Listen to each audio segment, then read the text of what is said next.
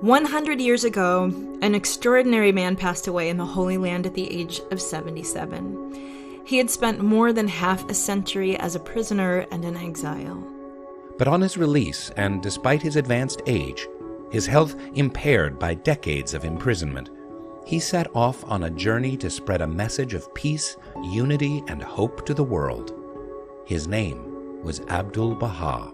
I could see the radiance of this man who was to make such an impression on all our lives. You see such power latent within that person. I never in all my life heard a voice like that. It was vibrant and ringing. I'm Rainn Wilson. And I'm Parisa Fitz-Henley.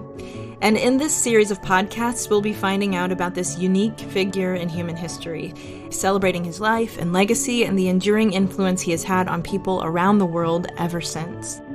When he left the house, the sun disappeared, but that kind of sunshine never leaves one's heart. Through his public talks, his writings, his love and service to all who crossed his path, Abdu'l-Baha offered a pattern of right living to all people for all time. He was, in every sense of the word, an ambassador to humanity.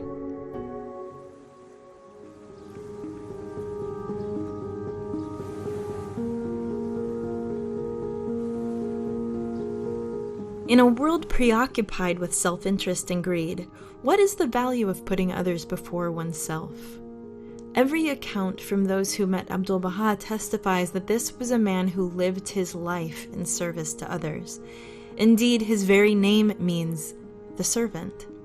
Today, what can we learn from the life and teachings of Abdu'l-Baha about the vital importance of service in building a better world? History has accustomed people to the expectation that leaders of world religions live a wealthy lifestyle, reside in palaces, have minions that fuss over them, and live at a comfortable distance from the masses. This is not the case with Abdu'l-Baha. Albert Vail, an American theologian who met Abdu'l-Baha in 1912, observed, "And so, the next great herald of the kingdom takes the form of a servant, the humblest form a human being can assume. He lays aside his title. He calls himself simply the servant of the glory of God. He comes down right into the midst of men, living their life. He plants his garden. He cooks the meals for the sick people. He makes them broth in the prison. He goes up and down the country like a ministering angel of God's mercy. He is the tenderest, the simplest, the lowliest of beings in the world. When he is put in prison for teaching universal peace and universal brotherhood, he counts this imprisonment the joy of his life. When we visited Abdu'l-Baha in Chicago and he met us there, he said to us, 'You know, it doesn't make any difference what happens to one in the physical world. I was a prisoner in a Turkish prison for 40 years. Then he told us how he slept upon the ground or upon the stone floor, how he was starved and chained and put into dungeons, and yet, he said, every day when I awoke in the morning, I praised God that another day was before me in which I could serve him in his prison. And every night when I lay down on the stone floor of the prison, I thanked God that he had allowed me to serve his kingdom one more day in his prison.'"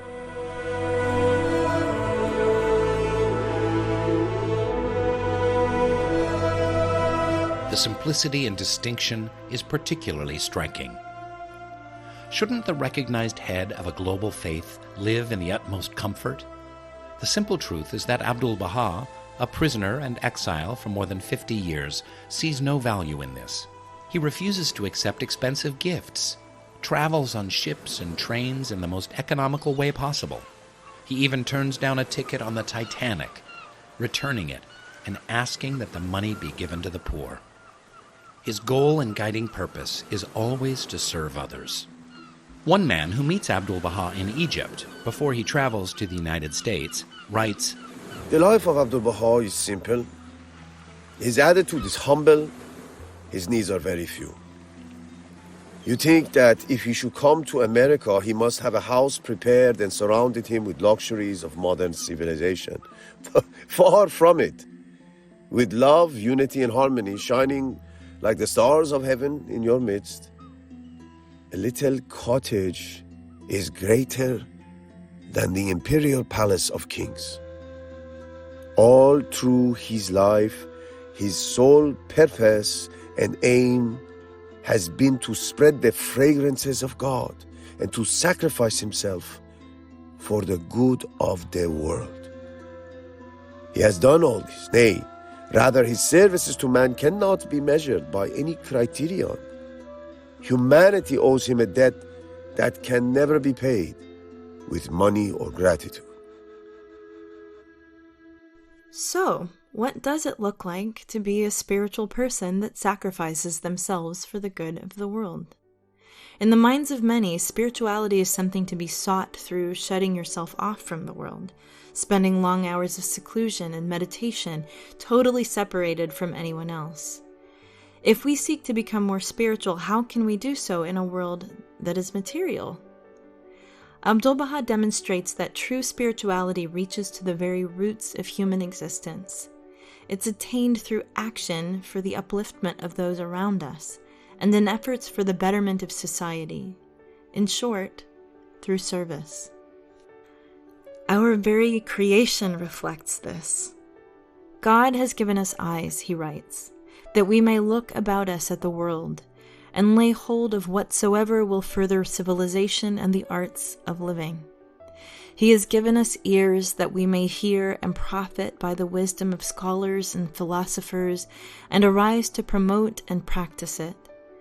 Senses and faculties have been bestowed upon us to be devoted to the service of the general good, so that we, distinguished above all other forms of life for perceptiveness and reason, should labor at all times and along all lines, whether the occasion be great or small, ordinary or extraordinary, until all mankind are safely gathered into the impregnable stronghold of knowledge. Abdu'l-Baha shows the world that to be religious is not simply to hold a set of beliefs or practice a series of rituals, but rather to commit oneself to helping others and transforming society through a life of service. Among those deeply impressed by Abdu'l-Baha's life of service is David Starr Jordan, the scientist and founding president of Stanford University. Abdu'l-Baha will surely unite the East and the West, for he walks the mystical path with practical feet. There are countless stories of how Abdu'l-Baha serves those around him. Whole books are dedicated to recounting them. When he is a child, noting his generosity, his father comments, "We shall have to watch him, for next he will give away himself." I think of him in the different ways in which he related to humanity, to people, to individuals. Wendi Momen is a writer and publisher. I think of him in the way in which he was able to understand people. People often said that he looked right through them, could see their true selves, and for the first time they felt seen. The way he answered their specific issues and specific questions, I'm thinking particularly of the things he did for people. He went into their homes and cleaned them. This is a head of a religion, going into somebody's hovel and cleaning it, giving them food, giving them medicine, cleaning out their latrine. Simple things that you wouldn't expect the head of a religion to do. And it's hard to imagine another religious leader of that time or any time doing this. And perhaps the closest that we have as an image is Jesus himself, washing the feet of people. So when I think of Abdu'l-Baha, I think of those things. Whenever Abdu'l-Baha goes on a journey, his wife fears that he will give away his only cloak. On one trip, she secretly gives a second cloak for him to their daughter. But when he discovers this, he says, "How could I be happy having two cloaks, knowing that there are those that have none?" Myron Phelps, a lawyer and religious writer, meets Abdu'l-Baha in the Holy Land in 1902. This scene you may see almost any day of the year in the streets of Akka. There are other scenes like it which come only at the beginning of the winter season. In the cold weather, which is approaching, the poor will suffer, for as in all cities, they are thinly clad.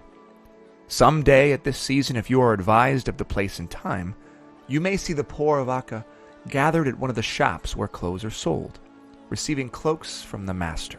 Upon many, especially the most infirm or crippled, he himself places the garment, adjusts it with his own hands, and strokes it approvingly, as if to say, "There, now you will do well." There are 500 or 600 poor in Akka, to all of whom he gives a warm garment each year. On feast days, he visits the poor at their homes. He chats with them, inquires into their health and comfort, mentions by name those who are absent, and leaves gifts for all. Nor is it the beggars only that he remembers, those poor who cannot beg, but must suffer in silence. To these he sends bread secretly. His left hand knoweth not what his right hand doeth. If he hears of anyone sick in the city, Muslim or Christian, or of any other sect, it matters not. He is each day at their bedside, or sends a trusty messenger. If a physician is needed, he brings or sends one, and also the necessary medicine. If he finds a leaking roof or a broken window menacing health, he summons a workman and waits himself to see the breach repaired. If anyone is in trouble, if a son or a brother is thrown into prison, or he is threatened at law, or falls into any difficulty too heavy for him, it is to the master that he straightway makes appeal for counsel or for aid. Indeed, for counsel all come to him, rich as well as poor. He is the kind father of all people. Abdu'l-Baha's love and service is all-embracing, extending to all humanity, dissolving barriers and paying no attention to entrenched social conventions. "Let them see no one as their enemy," he writes, "or as wishing them ill, but think of all humankind as their friends, regarding the alien as an intimate, the stranger as a companion, staying free of prejudice, drawing no lines."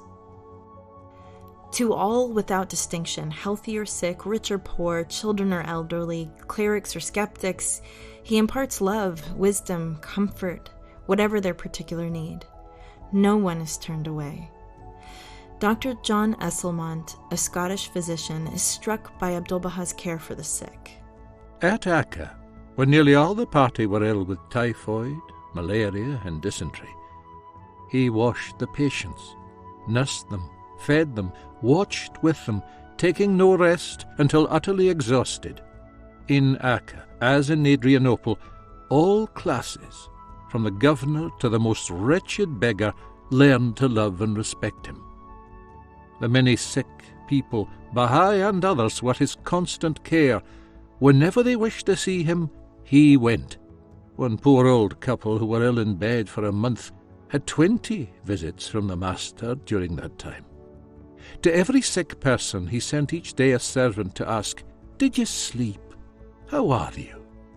Do you need anything?" All their needs he supplied. Never did he neglect anything but his own rest, his own food. The poor were always his first care. The Arabs called him the Lord of Generosity. For those other things the poor needed when they were ill, numberless, various, always to the master did they turn their eyes. It would be impossible to write even a small part of the many compassionate acts of love and charity wrought by the master. All his life was spent in ministering service to every unhappy creature who came to him. Lady Drower, an English anthropologist, tells her friends, "Another side to his character is his charity. He never makes his charities openly or even speaks of them, but you hear of them in roundabout ways. A devout Catholic once said to me, 'Abbas Effendi helps our work among the poor every year, and,' she paused, 'if I were only permitted to tell you of the secret good that he has done.' And once in Damascus, I ran across a poor Persian who asked me to take his respectful greetings and a letter to the master. He spoke of him with emotional affection and then told me that during the late Adana massacres his shop had been burnt down and his father killed by the Kurds, he himself being left for dead. Abbas Effendi sent him monetary help, wrote him kindly letters which gave the unfortunate man the courage to face life again, and started him afresh. What is the secret to such all-embracing service?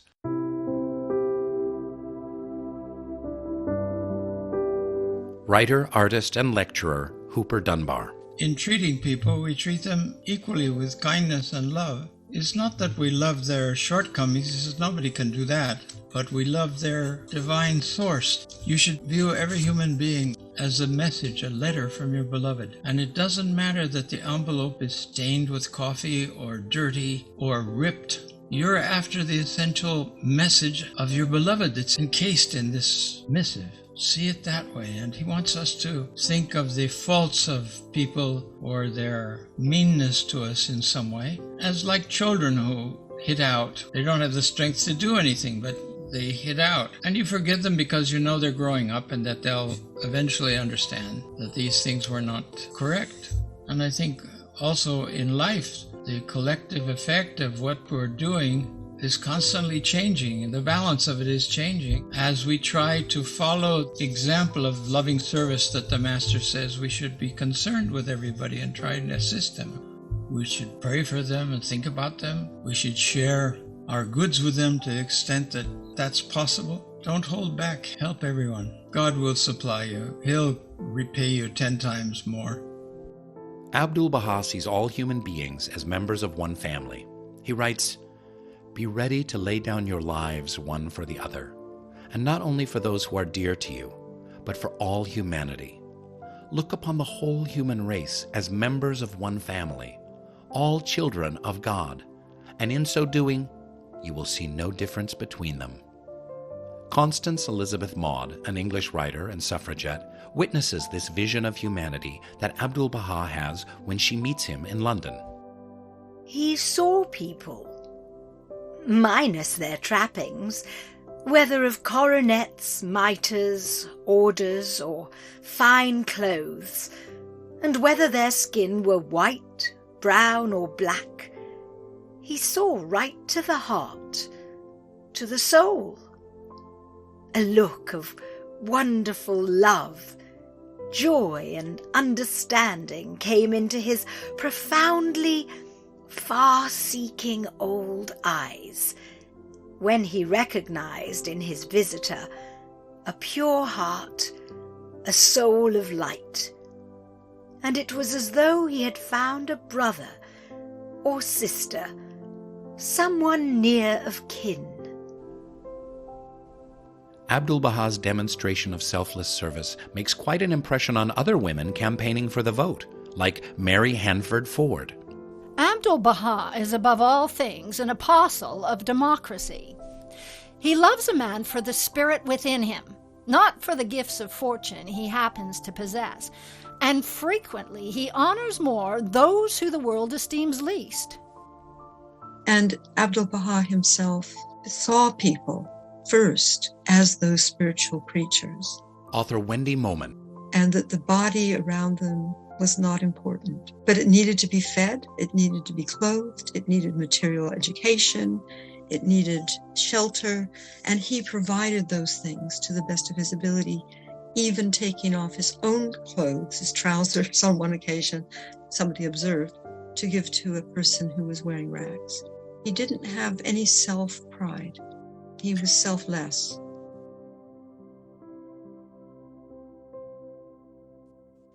Regardless of how long people spend time with Abdu'l-Baha, be it weeks or months or just minutes, they feel his love, a love based on an unshakable conviction in the inherent nobility and worthiness of every human being, expressing itself in service.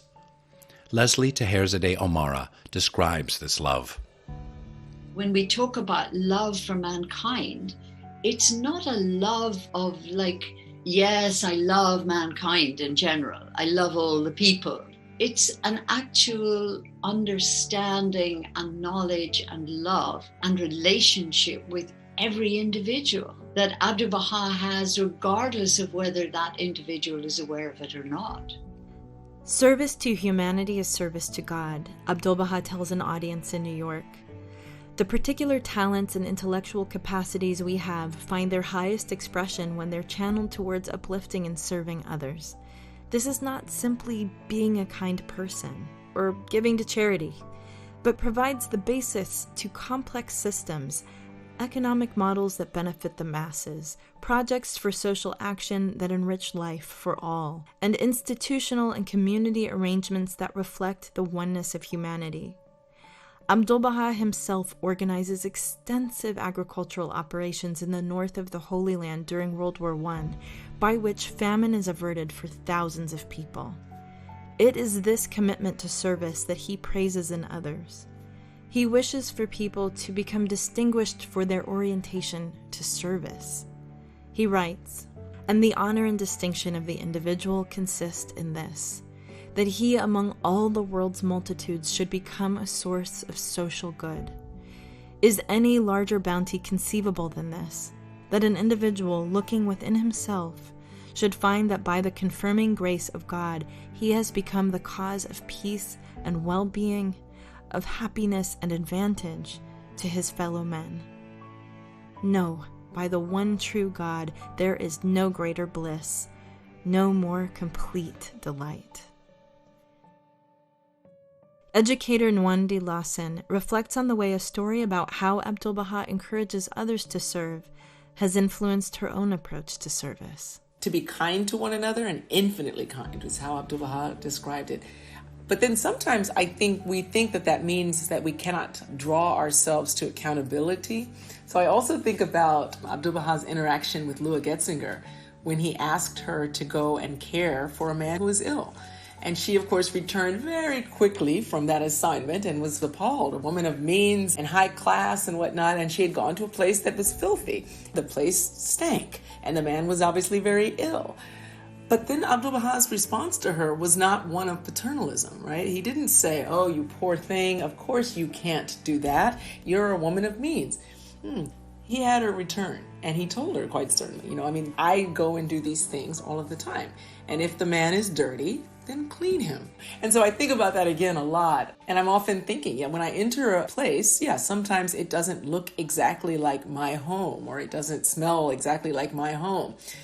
But I'm thinking all of the people here are entitled not to having a service where I come in and clean their home, but rather to rising to that for which God has created them, the noble status. And sometimes when you arrive in a place, people have not learned to collaborate together yet. Maybe people are sad. Sadness, of course, Abdu'l-Baha always asks people, "Are you happy?" And I don't think he was doing that as a pleasantry. I think he was doing that because the first standard of service, the first quality, has to actually be joy. And he goes on to tell us about all of the things that joy does for us. And then he tells us that when joy leaves, we are visited by this spirit that really weights us down. So sometimes when I go and I'm spending time with friends and I'm looking around and I'm thinking, okay, yes, there are elements perhaps of poverty here and we have to overcome those. There are all sorts of social forces that are working in our environment. But are you happy? Because just joy alone can enable us to transform our society into at least the embryo of the kingdom of God on earth. And so I think, that always helps me to reflect back to Abdu'l-Baha interacting with Lua Getzinger. And the fact that from time to time, it's very helpful, I think, for us to remind ourselves and our friends, no, actually, I think you can go back and do that. If the place is dirty, then we will work together to make it clean. If the person is ill, we will help until that person becomes better able to care for themselves. But all of this in the spirit of Abdu'l-Baha himself, the servant. That's his only title, right, is the servant of Baha. And so if we can draw on that, I think we can go very far in whatever it is that we're trying to do to contribute to the betterment of the world as well. And we're so fortunate that we have him as an example for that. Another story demonstrates what Abdu'l-Baha values in others. Victor and Fanny Ponsanai had set up a school in Paris for underprivileged children and orphans. Inspired by the example of Abdu'l-Baha, they settled in a poor quarter of the city, foregoing their midday meal and giving the money they saved to the needy. In 1911, Abdu'l-Baha visits the school, and meets the couple. He says to them, "I am very glad to be here with you. I am very glad to see you all here. I love you very much.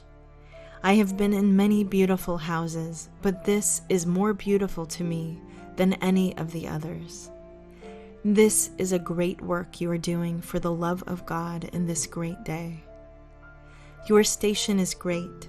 Your names will go down through all the ages. Kings and queens have never been talked of and remembered as you will be." Historian Robert Stockman is struck by the way Abdu'l-Baha could inspire others to serve. One developmental psychologist refers to people like him as having a zone of liberation. And when you come near them, their presence liberates you to become something you would like to become, but you never thought you could become. And Abdu'l-Baha had this zone of liberation about him that transformed people. They were people like Gandhi and King. When you met them, you knew that they had dedicated themselves to something, and they wanted everyone to become the best that they could become. Abdu'l-Baha, in his public talks and private conversations, makes service itself the touchstone for a new definition of human nature. He writes, "Man should be willing to accept hardships for himself in order that others may enjoy wealth. He should enjoy trouble for himself that others may enjoy happiness and well-being. This is the attribute of man. This is becoming of man. Otherwise, man is not man. He is less than the animal. Man is he who forgets his own interests for the sake of others. His own comfort he forfeits for the well-being of all. Nay, rather, his own life must he be willing to forfeit for the life of mankind. Such a man is the honor of the world of humanity. Such a man is the glory of the world of mankind. Such a man is one who wins eternal bliss." The world is tired of words. It wants example, action, deeds. There are countless spiritual leaders whose deeds have differed from their words. But to reflect upon Abdu'l-Baha's life of service is to discover a coherent and consistent model of what every human being can become. He writes, "Never forget this. Look at one another with the eye of perfection. Look at me, follow me, be as I am. Take no thought for yourselves or your lives, whether ye eat or whether ye sleep, whether ye are comfortable, whether ye are well or ill, whether ye are with friends or foes, whether ye receive praise or blame. For all these things ye must care not at all. Look at me, and be as I am. Ye must die to yourselves into the world. Behold the candle, how it gives light. It weeps its life away drop by drop, in order to give forth its flame."